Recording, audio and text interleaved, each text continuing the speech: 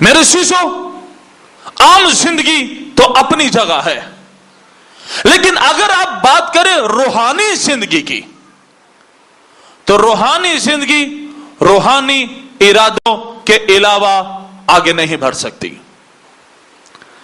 جس زندگی میں روحانی ارادہ نہیں ہے وہ آگے بڑھنے والی زندگی نہیں ہے، لیکن جن لوگوں کے اندر روحانی ارادہ جنم لے لیتا ہے وہ لوگ ہمیشہ آگے بڑھتے ہیں۔ اور روحانی ارادہ کیا ہے؟ روحانی ارادہ یہی ہے کہ میں آئندہ کو اس کی مرضی کے موافق عمل کروں گا اور اس کا کام پورا کروں گا۔ ہمیں اس کے کام کو مکمل کرنا ہے، نہ کہ ہمیں اپنی کسی اور چیز کو بڑھانے کی ضرورت ہے۔ ہم اپنی اس خدمت کو، اس راست بازی کی زندگی کو جو خدا سے ہمیں ملی ہے، ہم اپنے اس بلاوے کو پورا کریں۔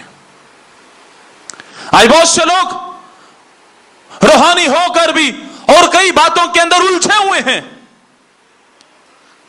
لیکن روحانی ارادہ یہی ہے کہ میں اس کے کام کو پورا کروں، نہ کہ ہم یہ چاہیں کہ ہم راتوں رات بادشاہ بن جائیں، بڑی بادشاہی ہماری ہو جائے، یا ہم بڑے دولت مند ہو جائیں۔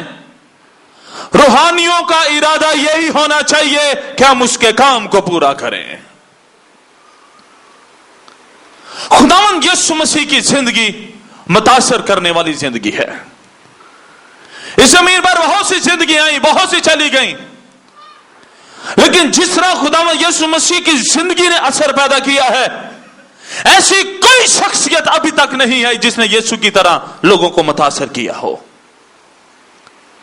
اور خداوند یسوع مسیح نے اپنے باپ کی مرضی کو پورا کیا، اپنے بھیجنے والے کی مرضی کو پورا کیا۔ یاد رکھیں، جب ہم نجات حاصل کر لیتے ہیں پھر ہم بھیجے جاتے ہیں، پھر ہم بھیجے جاتے ہیں تاکہ ہم اوروں کو جا کر نجات کا پیغام دیں اور بطیروں کو یسوع کے حضور میں لے کر آئیں۔ ہم اپنی نجات والی زندگی، راست بازی کی زندگی کو ہم اپنے تک محدود نہیں رکھ سکتے، کیونکہ نجات یافتہ زندگی، راست بازی کی زندگی محدود زندگی نہیں ہے، یہ بندش کی زندگی نہیں ہے، یہ غلامی کی زندگی نہیں ہے، بلکہ یہ آسمانی زندگی ہے اور آزادی کی زندگی ہے اور روحوں کو جیتنے والی زندگی ہے۔ یہ اگر کوئی اس زندگی کا استعمال نہیں کرتا، اگر آپ اپنی نجات یافتہ زندگی کو استعمال نہیں کر رہے، تو آپ کو اس بات کا حساب دینا پڑے گا۔ آج لوگوں کی یہ سوچ بن گئی ہے کہ عدالت کے روز صرف خادموں نے حساب دینا ہے۔ ہر وہ زندگی جو اس زمین پر مشہود ہے، جو یسوع مسیح کو قبول کر لیتی ہے، اس کو خدا کے حضور میں حساب دینا پڑے گا کہ اس نے نجات حاصل کر کے اب تک کیا کیا ہے۔ میرے عزیزو، روحانی ارادہ ہماری نجات کا ارادہ ہے، ہماری راست بازی کا ارادہ ہے، ہمارے آگے بڑھنے کا ارادہ ہے، روح سے معمور ہونے کا ارادہ ہے، بادشاہی کے کلام کو پھیلا دینے کا ارادہ ہے۔ یہ جہاں پر آپ کے اندر اتنے ارادے ہیں، ان ارادوں میں سے غور کریں کہ کون سا ارادہ آپ کو خداوند میں بڑھا رہا ہے۔ اب تک آپ کی زندگی کے باقی ارادوں نے آپ کے روحانی طور پر بڑھنے میں آپ کی کتنی کو مدد کی ہے؟ آپ کتنے کو اب تک پھلدار ہو چکے ہیں؟ آپ نے اب تک کتنی کی روحیں جیت لی ہیں؟ کچھ لوگ خداوند کی خدمت تو کرنا چاہتے ہیں، لیکن ان کا یہ ارادہ ہے۔ بہت سے ایسے لوگوں کے میں نے منہ سے سنا ہے اس بات کو۔ ایک ٹیچر تھے اور وہ مجھے کہنے لگے، میں خداوند کی خدمت تو کرنا چاہتا ہوں، لیکن میں پہلے اپنی جاب سے ریٹائرمنٹ لے لوں، میں اپنی زندگی کے پہلے 25 سالہ جو میری ٹیچر کی خدمت ہے میں اس کو پورا کر لوں، میں پھر خداوند کی خدمت کروں گا۔ یہ روحانی ارادہ نہیں ہے۔ روحانی ارادہ اس دن اس کا آغاز ہو جاتا ہے روحانی ارادے کا جس دن ہم یسوع کو اپنی زندگی دے دیتے ہیں۔ اور وہ شخص کہنے کو نجات یافتہ ہے، کہنے کو اپنے آپ کو خادم کہتا ہے، آج سے کئی سال پہلے اس نے نجات حاصل کی، یسوع مسیح کو اپنی زندگی دی، لیکن 25 سال گزر چکے ہیں، اس کو ابھی تک کام کا آغاز اس کے اندر نہیں ہوا۔ اس وقت پھر ایسے لوگ کہیں گے میں نے تیرے لیے یہ کیا، میں نے تیرے نام سے بدروہیں نکالی، پھر ہماری کوئی بات سنی نہیں جائے گی۔ میرے عزیزو، کہنا آپ کو یہی چاہتا ہوں، اپنے ارادوں کے مطابق زندگی نہ گزارو، اپنی مرضی کے مطابق زندگی نہ گزارو۔ انسان کی مرضی پھر بھی جسمانی ہے اور اس کو جسمانیت کے اندر لے کر جاتی ہے۔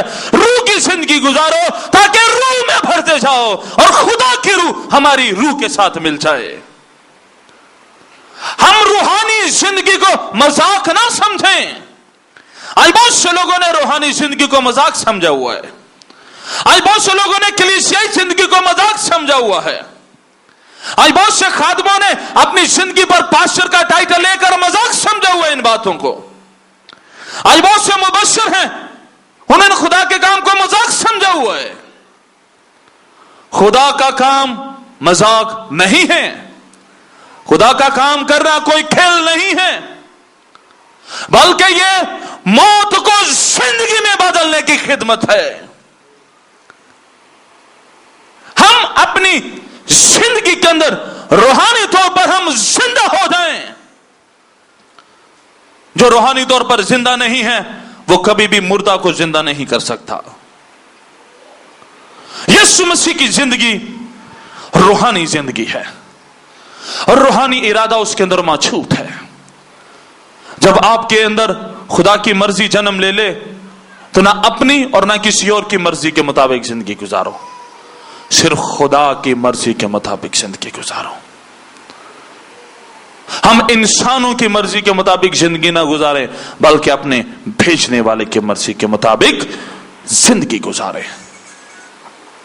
بائبل مقدس کے اندر ہم اس بات کو سیکھتے ہیں، خدا ہمیں ایک منصوبہ دیتا ہے اور اس کا منصوبہ، اس کا ارادہ تب تک ہمارے اندر جنم نہیں لیتا جب تک ہم ایمان سے خدا کے وعدوں کو قبول نہیں کر لیتے۔ ہماری زندگی میں ارادے تو بہت سے ہیں، کیا میں نے کہا؟ ہماری زندگی میں ارادے تو بہت سے ہیں، لیکن نگاہ کرو ان ارادوں میں خدا کہاں ہے؟